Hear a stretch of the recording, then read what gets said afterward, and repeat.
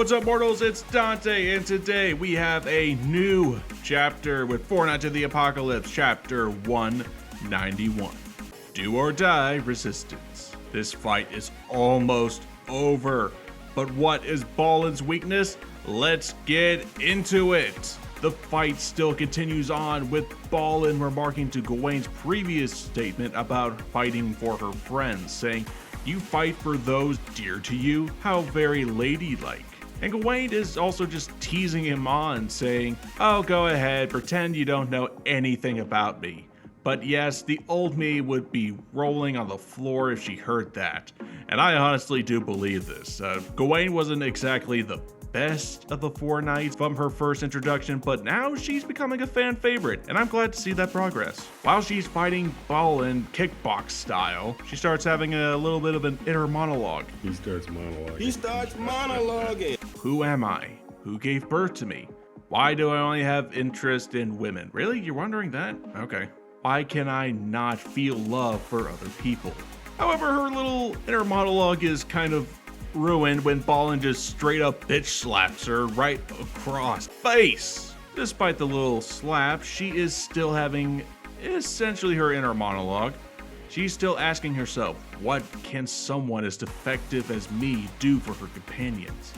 She still goes on the defensive, wondering, I don't know if they even see me as defective as me as a companion at all. But she silences that inner thought and says to herself, no, she has to focus on defeating this guy. But the question is how? Any damage applied is meaningless. Nothing worked. Fists, weapons, fire, wind, ice, lightning. No attack that she's dealt has any damage at all. But maybe she had an idea. Hopefully she didn't lose it after getting punched in the face though. Because Balin is calling the shots, does Gawain still even have a chance to turn it around at this point? Jon is chastising her, saying what is she even doing? But Boris tries to, tell him to shut up, saying, can you blame her against that monster? Even Anna and 𝐼𝐸𝐿 are worried, but 𝐼𝐸𝐿 points out that Gawain has a smile. Despite being battered and bloodied, Gawain laughs, saying, what have I done? I was distracted so much by my drive to damage your invincibility. This confuses Balin when she casts another spell. She casts a spell called Sandman, which doesn't seem to have something physical done to him. He closes his eyes, saying, heh, whatever that's meant to do, and he falls asleep. I guess that's why they call it Sandman. Mr. Sandman, bring me a dream. Everyone is pretty shocked that he fell asleep, but Gawain could not take the wind. Dang it, 𝐿, all you had to do was shut up. Oh, and a little background detail that I just noticed, that everyone just did that whole falling backwards, like, I can't believe this gag. Oh, that's a nice little detail.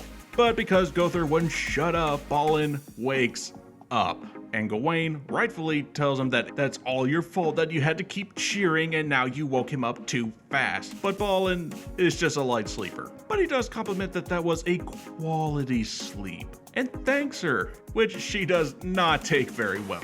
The fight then resumes. Balin and Gawain continue their fight of fisticuffs. She assesses just what kind of a mess she's in now, saying that at this rate, destroyer type magic just won't cut it, and she should have known that she should have learned shifter or mentalist type magic spells. Yeah, those definitely would have come in handy after taking another punch to the gut, and Gawain losing actually made Bellatrip forget what he was so angry and worried about, saying, that thing I felt from that girl, was it all in my head? She's losing so badly, Bellatrip got over his aching scar. But Gawain had the chance to retaliate with a blast to the face that did nothing. Why are we even surprised at this point? Thoroughly freaked out, she just backs away, saying, get away from me. And honestly, with good reason, because another punch to the face. Dude, at this point, it's just abuse. This isn't a fight. This is a one-side abuse. But Gawain casts another spell, the same one as the last time, Blitz Javelin, blasting him with lightning. And again, nothing.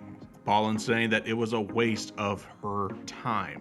Gawain's eyes close as she thinks back, saying that there's this guy that my magic does nothing against. But someone's talking to Gawain, saying, "You're fine, Gawain. I know you can do it." This is actually a flashback with Gawain talking on her shell phone to her grandma and grandpa, the puppets, encouraging her that she can win and not to worry, saying that of course they believe in her, she's the strongest one out there. And the pep talk from the puppets is just what she needed to say, "I'm the strongest," with fist blazing, and attacks Balin with rising impact.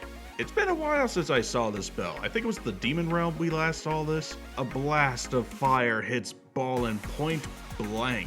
After that attack, she notices that of course Balin came out of it unscathed and was ready to counterattack with another punch to the gut, knocking her back. While Donnie is saying that it's no use, he's unshakable, Gareth, Hauser, and said that they noticed something, saying that for the first time, Balin bothered to guard himself. Yeah, out of all the other times, he let himself get hit. But this was the first time that he actually had to defend himself. He picks up his sword, saying, "This was fun with you, little lady, but I think it's time to settle this." Gawain says, "Heed my call, sacred sword Rita." And just like the axe, it came right back to her Thor style. With sword in hand, she asked, "What are you in such a rush for?" Balin's answer was for a bone slicer blade. You'd think that she would dodge that, but no. Our girl Gawain doesn't use her blade to block it, she uses her forearm. Like a boss, using her own body as the shield this time. Balin's blade is stuck in her arm. Gawain, betting against all odds, says that if this doesn't work, I'll admit defeat. Her blade, enchanted by the power of the sun, Afterglow blade, delivers a mighty slash against Balin's midsection. The steel blade of flames crosses Balin's body, but in the end, the blade fails to penetrate. That's what she said. Or so we thought. Balin's body has now been severely burned. The proud, invincible man has finally taken his first damage. And now Gawain has finally found the man's weakness. And now it's time for a counterattack. And that was chapter 191. Finally, there is a weakness to this OP man. Gawain has found Balin's Achilles heel. And why couldn't we thought of this before? Physical attacks can work. Magical attacks can work. What if we played them at the same time? I would have thought that the weakness was so simple. Mixing the attacks. So this means that Balin's invincibility could only defend him from one type of attack at a time. It is really good to see our girl Gawain is fighting smarter just as much as she is fighting hard. But now that she found the kink in Balin's armor, it's time to take down the invincible man and be crowned the winner and defeat Balin with just one finger. This was a hype chapter. I cannot wait to see this fight finally finish. This chapter dragged on a little bit longer than I would have liked. I mean, come on. When you see 80% Gawain in practically the one form, you'd think that was going to be all over. But turns out, all Gawain needed to do was just enchant her fists with fire. This fight is just about over, but we still have one more fight yet to come. Tristan Leonis versus Isolde.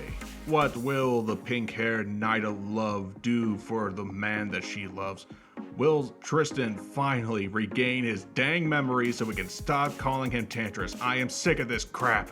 Let me know in the comments and what did you think about this chapter. And if you love 7 Deadly Sins material, subscribe for more content next week. And stay tuned for upcoming Friday videos. This has been Dante from the Anime Underworld, and I'll see you mortals later.